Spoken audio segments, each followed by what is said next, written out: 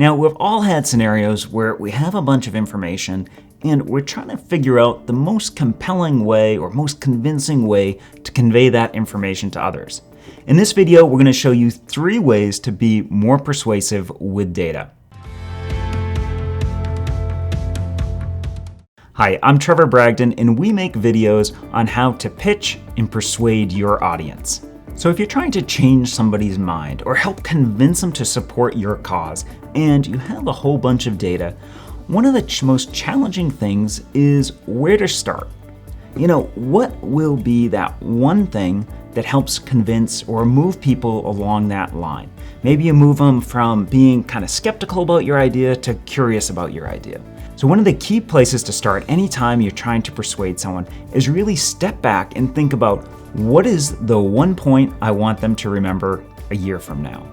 So really think about, what is that one point that if my audience spends time thinking about it and remembering it, it will help convince them to be persuaded to my cause.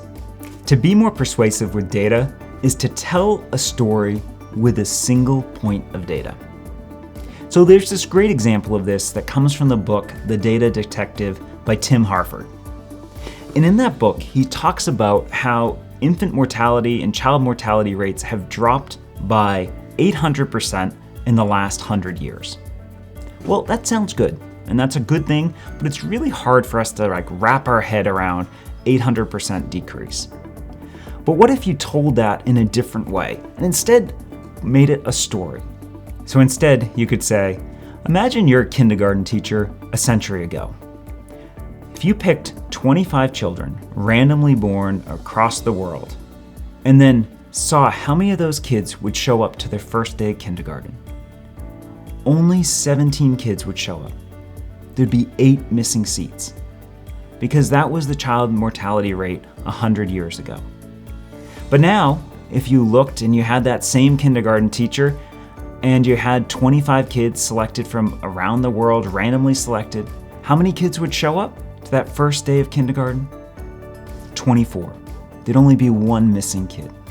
Because that's how much child mortality has improved. Through vaccination, through antibiotics, through better medical care, we've gone from only 17 kids showing up, or 8 missing, to only 1 missing.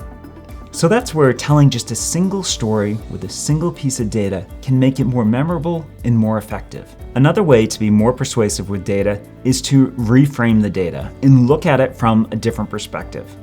Now, there's 2 ways to do this.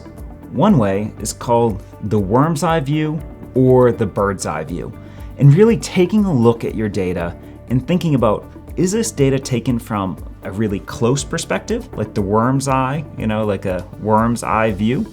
Or is it more the bird's eye view, where you're way up here and you're kind of looking down at this big mass? Instead of the bird's eye view down to the worm's eye view, maybe look at it from a single individual's perspective and help really bring the data alive from that perspective. On the flip side, if you really only have a single point of data, can you bring it up to the bird's eye view and look at it and what that means for hundreds or thousands of people and really draw out what the big impact would be? Again, it's important to look back on, what's that one point you want your audience to remember a year from now. Think about what would be the best way to drive home your data by reframing it. There's this classic study in behavioral science where they reached out and surveyed doctors and asked them how likely would they be to perform a surgery. And they framed it one of 2 ways. The first was a 95% chance of success, and then the flip side was a 5% chance of death. And they got vastly different responses based on which way the data was framed. So it could be something as simple as just flipping that data around. It's the same statistic either way, but it's looking at it from a different perspective. So when you reframe data, you can take it from a bird's eye view to a worm's eye view, or a worm's eye view to a bird's eye view, or flip it around and look at it from either a gain or a loss. Either way, whatever makes the most sense in your situation. The key is trying to have a more emotional response from your audience. Take them from just being logical about it to really feeling the data and feeling that point that you're trying to persuade them about.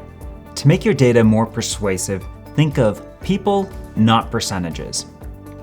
So when you're trying to establish that emotional appeal or get that data to resonate, a lot of times it's easy to default to just percentages, because that's how we get our data. It says X% of people did something. But as individuals, we don't tend to think of people as percentages. We think of them as human beings. So a good way to reframe and make your data more persuasive is to just change it and talk about individuals. So if you bring it down to people, not percentages, you'll have much more compelling and persuasive information and data to share with your audience. Now, if you want to learn more on how to persuade and put together a really persuasive one-pager that you can convince a legislator, a decision maker, maybe your boss about something you want to do, check out our video on how to persuade with one page, where we go through the steps to build a really persuasive one-pager.